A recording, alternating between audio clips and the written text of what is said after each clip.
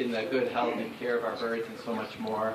And the next person we're going to honor is Viktor Botkin from Russia. Now, I think most everyone here has seen the amazing artwork of Viktor. If you've gone into our Platte Amphitheater, where we start our show, you know his work, the beautiful scene from the Platte River. If you go out to our Whooping Crane exhibit, you'll see this mural as you go out kind of to the wall as you're about to go into the Whooping Crane exhibit. Those are both paintings of Viktor. Of course, he's done many, many others. He's very much a renowned artist, but I've been here for a while and had the amazing opportunity to be part of those paintings when Viktor was doing them and just to experience them. And it's one of my great memories back when Viktor did the Whooping Crane painting out there back probably around 1994 or 1995, right before we opened that exhibit. Viktor was working on a blank slate. You know, he was here from Russia, and he was painting this amazing scene of our natural landscape out just south of here towards the Baraboo Hills near the Narrows. And Viktor, we were kind of just approaching this painting of what should we put in there. How do you try and grasp a scene from the 1870s? And it was really fun. And we'd say, well, let's put a leopard frog in there. Let's add in, should we have bison? We'd have these big debates. Yeah, let's put in bison. And we'd have another debate. Well, should there be elk in here? Yeah, I think let's put in elk in here. We'd sort of go on. And then, we'd sort of brainstorm on creatures that should represent this original landscape that we know were here, an important part of this ecosystem.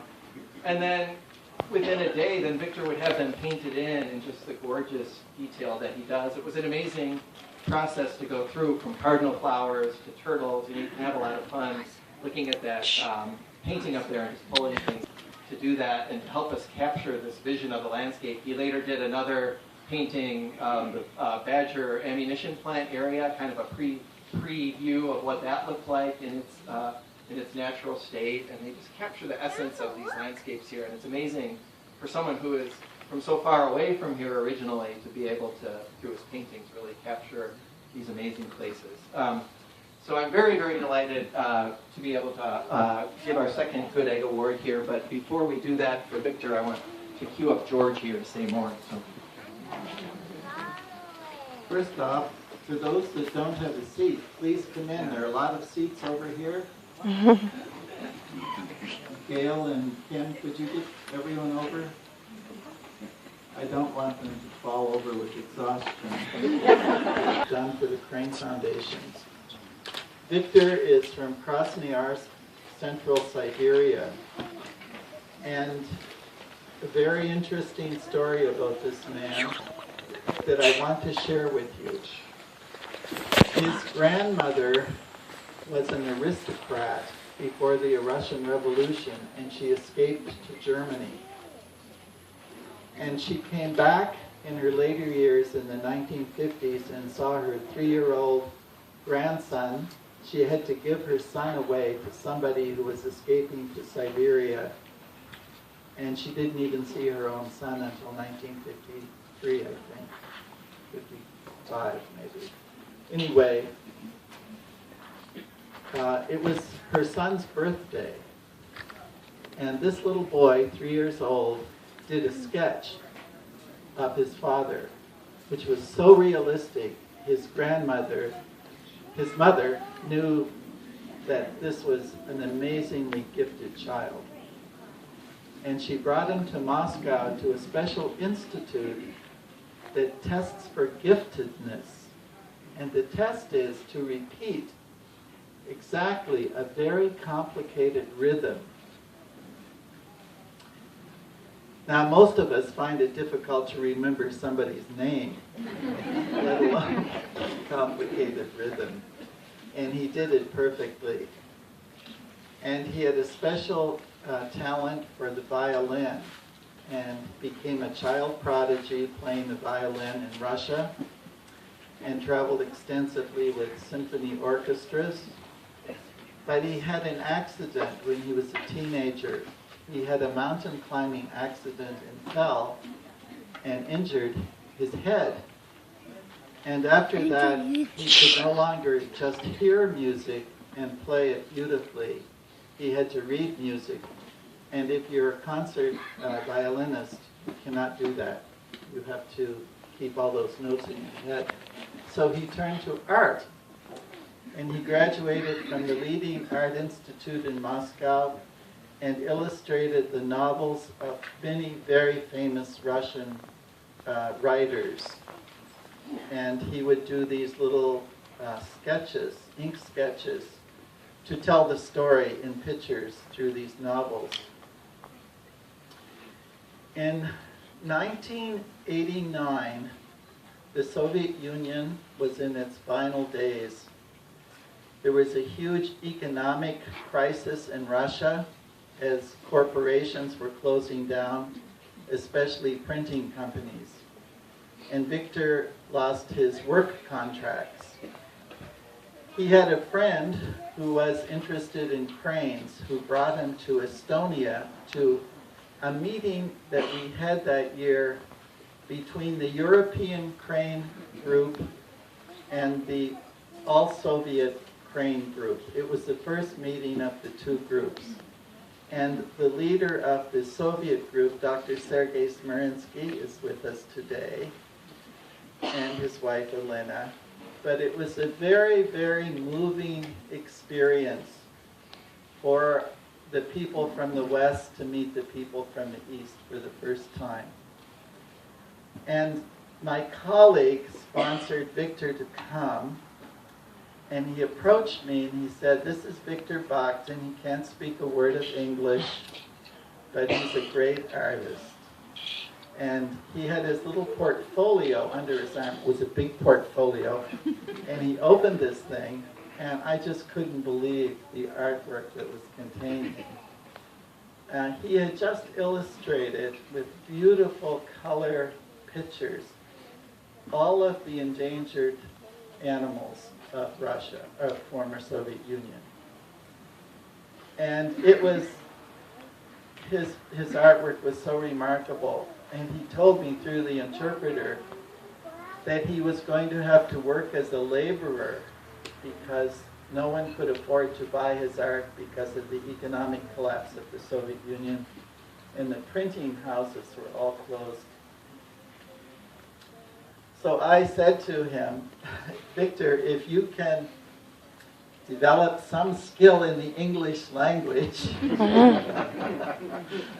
I will find a sponsor to bring you to the United States." And thanks to Jack Pulicker, the president of the M&I Bank in Milwaukee, who had all the beautiful Owen Grommy prints at their headquarters on the 8th floor on Water Street, Jack Pulicker sponsored Victor to come to the States. We had just opened our new guest house, and he had a room down there that became his studio-bedroom for a couple of years. And eventually, he did these beautiful murals for ICF, and some of you have his remarkable artwork in your homes. And people that come to that Platte River can sort of feel like they're in the Platte River. And people that go to the Whooping Crane exhibit can look into that beautiful mural and see what Victor has titled Paradise Lost.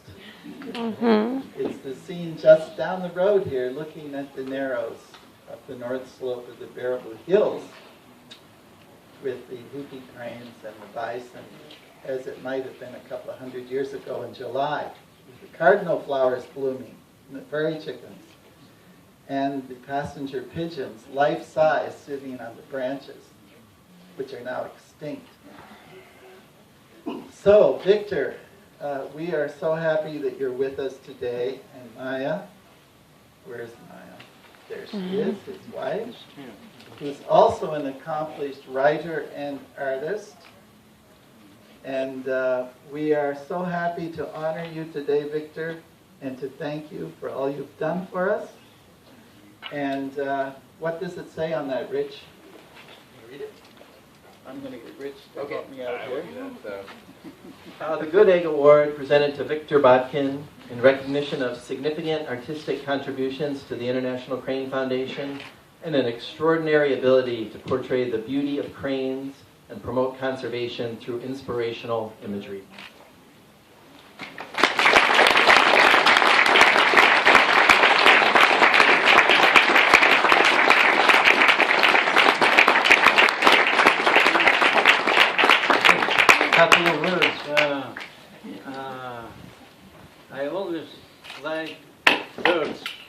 and I always was envy the ability to fly, and my dream was to become a pilot. But before a musician, then it was a lot of changes in my life. And one of those changes was because of cranes. They made an acquaintance with me and George. So he invited me here for 1 month, and I stuck here for 25 years.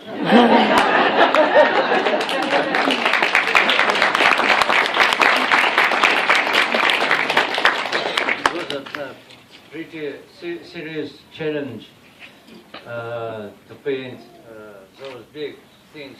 I never painted big paintings, but George kicked me to do this. And I had a deadline for both murals there and here. It was 40 days, and I spent 40 days and nights to paint that, and George was helping me. For instance, he was trying to paint some trees around on background. We want to hear this. Okay. And finally, I made an act of vandalism.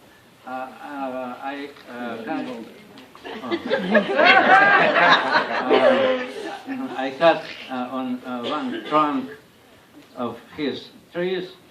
George was here in 1992. So I really appreciate my presence here at Rain Foundation, my work here. It was one short part of my life. So thank you, all of you. Thank you. Thank you.